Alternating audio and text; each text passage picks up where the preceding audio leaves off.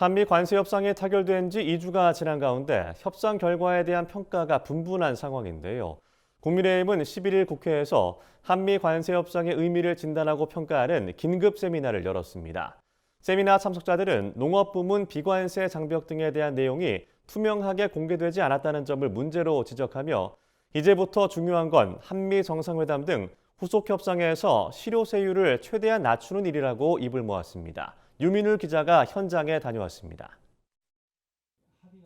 한미 관세 협상이 타결된 지 2주가 지나고 협상 결과에 대한 평가가 분분한 상황입니다.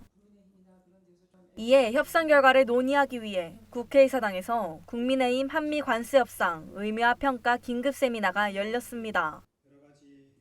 이날 세미나에서 박성훈 국민의힘 의원은 이번 한미 관세 협상이 사실상 실패한 협상이라고 평가했습니다.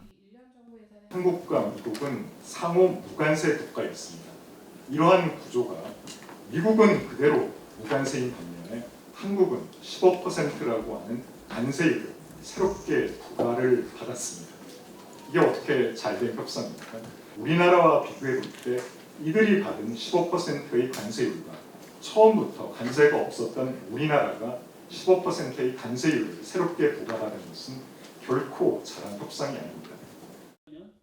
또한 농산물 추가 개방에 대해서 미국 정부와 한국 정부 양측의 설명이 상이한 것에 대해 지적하며 관세 협상 내용이 투명하게 공개되지 않은 것을 짚었습니다.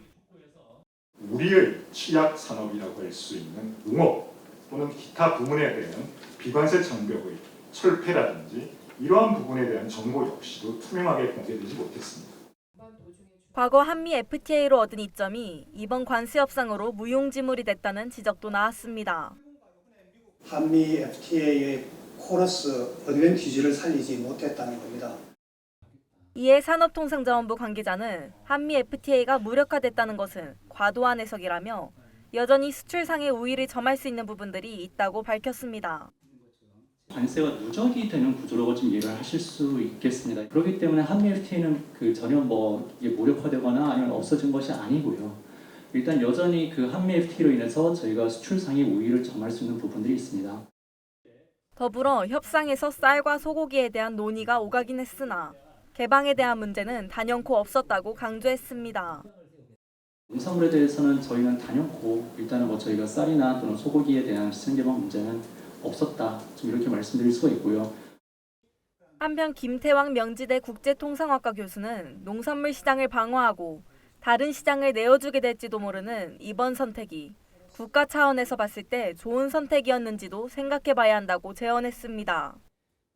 쌀 시장을 방어한 것이 정말 국익을 위해서 잘한 걸까라고 생각해요. 쌀을 미국으로부터 50%를 더 늘려서 수입을 하고 또는 100%라도 수입을 해서 그 쌀을 ODA로 다른 나라에 제공하면 안 됩니까? 또는 우리나라에 지금 추산되기로 가공용 쌀로 들어가는 쌀이 연간 한 80만 톤 정도. 이에 안홍상 산업통상자원부 과장은 이번 협상에서 다른 선택지를 취하는 것이 더 유익했을지는 추후 평가받을 부분이라고 말했습니다. 이게 과연 우리나라 전체적으로 봐서는 잘 된 건지 아니면은 이런 기회를 모멘텀으로 해가지고 이런 부분에 대한 부분적인 좀 시장 개방이 아닐지라도 어떤 식으로든 더 하는 게 좋았을지에 대해서는 사실 그거는 평가의 몫으로 좀 남겨두겠습니다. 그래서 그 부분에 대해서는 계속 좀 협의를 해 나가야 되는 그런 상황이고.